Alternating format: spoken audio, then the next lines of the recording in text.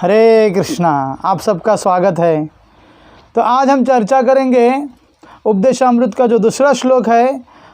कल हमने चर्चा की कि अत्याहार के बारे में, और आज जो भक्ति में बाधा उत्पन्न करने वाला जो दूसरा दोष है उसे कहते हैं प्रयास।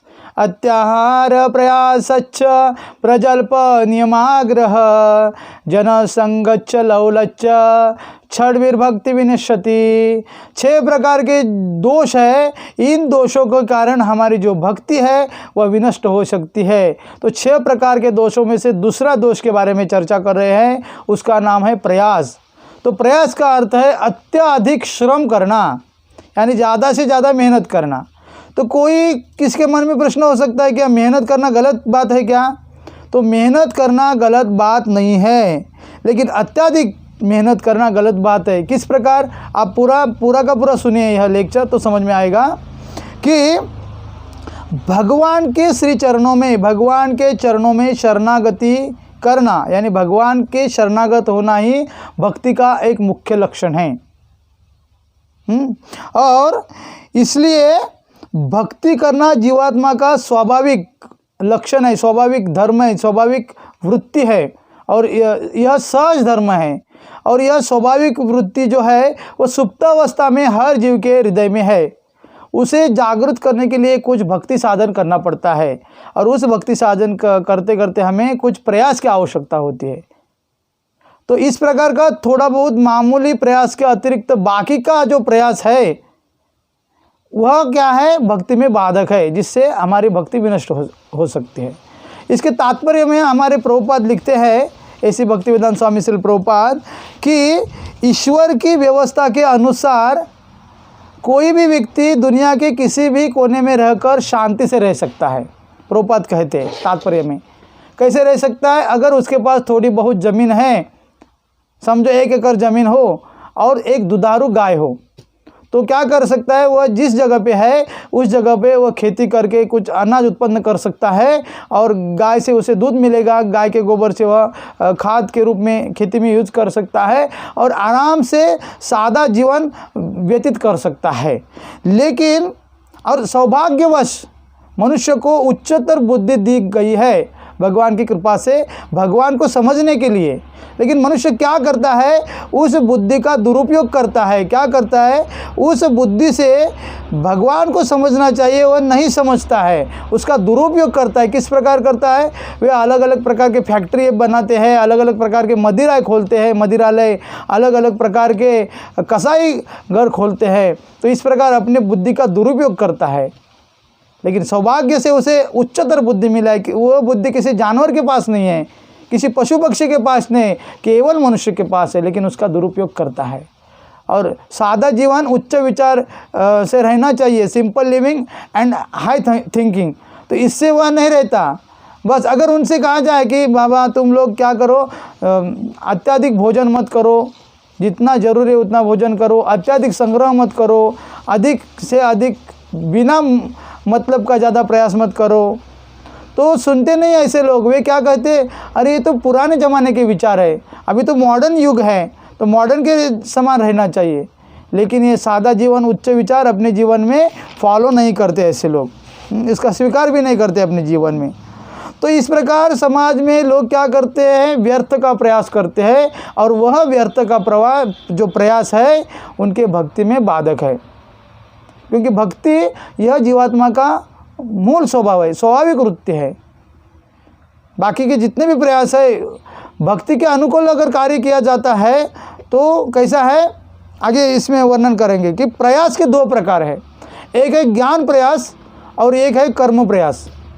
ज्ञान के प्रयास के बारे में, जो ज्ञान का प्रयास है यह भी भक्ति में बाधक है।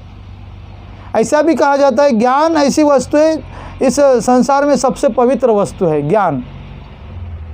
लेकिन फिर भी ज्ञान कैसे है?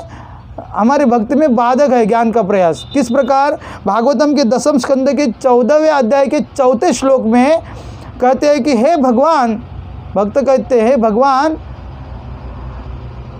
कि आपकी भक्ति सब प्रकार के कल्याण की उद्गम है, सब प्रकार के कल्याण का स्रोत है। लेकिन इस प्रकार की भक्ति मार्ग को छोड़कर व्यक्ति क्या करता है, ज्ञान के प्रयास में लगता है, अधिक ज्ञान प्राप्त करने का प्रयास करता है।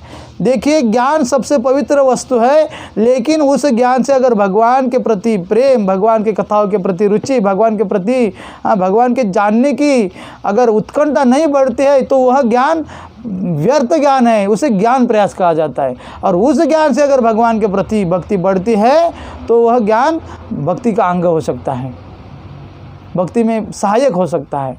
तो भगवान के अगर प्रति उत्कंठा नहीं हो रही तो इस प्रकार का जो ज्ञान है उसे ज्ञान प्रयास कहा जाता है, उसे व्यर्थ कहा गया है, उसे श्रम एव ही केवलम कहा गया है अगर भक्ति नहीं बढ़ती तो। दूसरा है कर्म प्रयास। वर्णाश्रम, जो हमें वर्णाश्रम पद्धति, हमारी वर्णाश्रम पद्धति के अनुसार हमें जो कार्य, यानी जैसे कोई क्षत्रिय है, कोई ब्राह्मण है, कोई वैश्य है और कोई शूद्र है, समझो, तो उनके अधिकार के अनुसार जो अपना अपना कार्य करता है।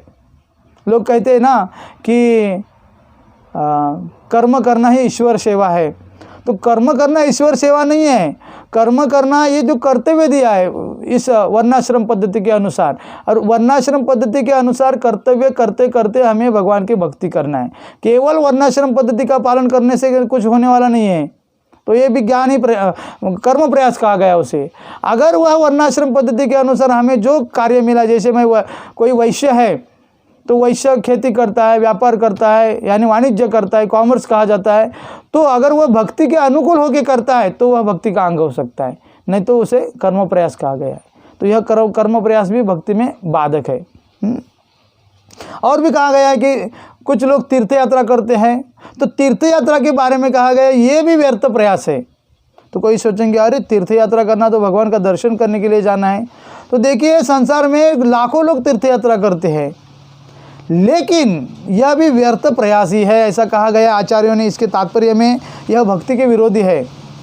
लेकिन क्या कहा गया है, अगर यह तीर्थ यात्रा सत्संग के उद्देश्य की जाए, सत्संग के उद्देश्य से तीर्थ यात्रा की जाए, या भगवान की या भगवान श्री कृष्ण की लीला स्थलियों का दर्शन करने से भगवान के प्रति अगर प्रेम जागृत हो जाए तीर्थ यात्रा में, तो यह भक्ति का अंग है। तो यह तीर्थ यात्रा व्यर्थ नहीं है, ये भक्ति के अनुकूल है। तो इसे भावना से तीर्थ यात्रा करनी चाहिए, नहीं तो पिकनिक के समान जाने से, जैसे पिकनिक निकलते हैं ना, पिकनिक के लिए लोग जाते हैं, तो इससे हमारी भक्ति बढ़ने वाली नहीं है, ये तो बस देखा देखी जाते हैं सब लोग। लेकिन तीर्थ यात्रा में जाकर वहाँ किसी शुद्ध साधु के मुख से तीर्थ यात्रा का महिमा श्रवण करना चाहिए। वहाँ की जो लीला स्थली है हमें कानों से देख रहे हैं, आँखों से नहीं देख सकते, क्योंकि जड़ नेत्र से नहीं देख सकते। गुरु की कृपा से हमें कानों के माध्यम से तीर्थ यात्रा का दर्शन होता है प्रत्यक्ष, नहीं तो फिर वहाँ जाकर हम अपराध करेंगे। तो इस प्रकार की तीर्थ यात्रा है, अगर सत्संग के उद्देश्य से न की जाए तो वह क्या व्यर्थ प्रयास है। लेकिन साधु के मुख से सुनेंगे, सत्संग के उद्देश्य से जाएंगे, भगवान की लीला स्थलों का दर्शन करेंगे, तो यह जो तीर्थ यात्रा है वह कैसे है, भक्ति के अनुकूल है। तो ऐसे अनेक प्रकार के प्रयास है, जैसे है ज्ञान प्रयास, कर्म प्रयास, योग प्रयास, मुक्ति प्रयास। सबसे बड़ा खतरनाक प्रयास है प्रतिष्ठा का प्रयास, असत्संग का प्रयास। प्रतिष्ठा का प्रयास सबसे खतरनाक है।